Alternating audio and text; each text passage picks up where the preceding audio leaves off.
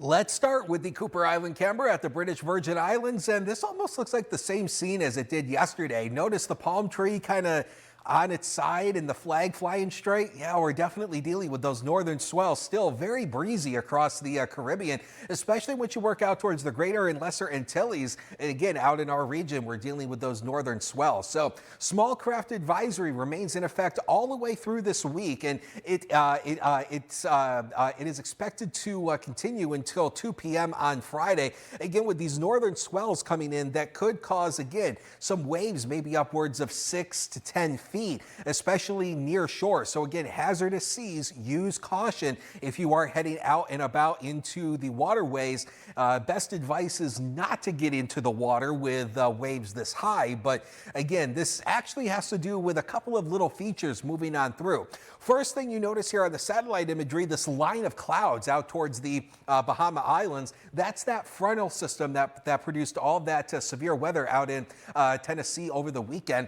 It's weakening off, so we're not going to deal with severe weather or tropical weather, and it's not even going to get into the USVI as well. It's going to get absorbed by another little feature. But just off screen here, there is a little feature out to the east that is producing a little bit of rain shower activity. You can see it here. See this line of showers here? That's that little feature that's been kind of producing those northeast winds that's been going straight into Puerto Rico and the USVI.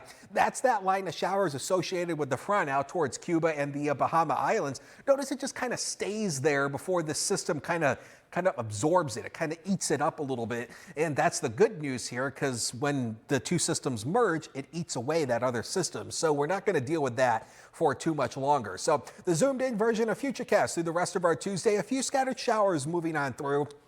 But even though the rain's not heavy, it'll be wind driven. So again, that could cause some very slick roadways and also maybe some localized coastal flooding on the northern islands from St. Thomas and St. John. Can't rule out a couple showers down across St. Croix as well, but thinking the better rain chances further to the north on the northern islands. So here's how the future rainfall looks. Again, not impressive on the rainfall totals. That's good, but as I said, with those northern swells, that wind kicking up, again, you can see these very white wind lines here. That indicates very breezy winds, and you can see the winds kind of stay in position over the next 48 hours, and they're pretty consistent out of the northeast. So that's why it's been breezy over the past few days, and it's going to stay that way through the end of the week. You can see here breezy conditions take us through the end of the week. A few scattered showers and rumbles continue through Friday and the weekend, but temperatures, though, remain pretty seasonable into the mid to upper 80s.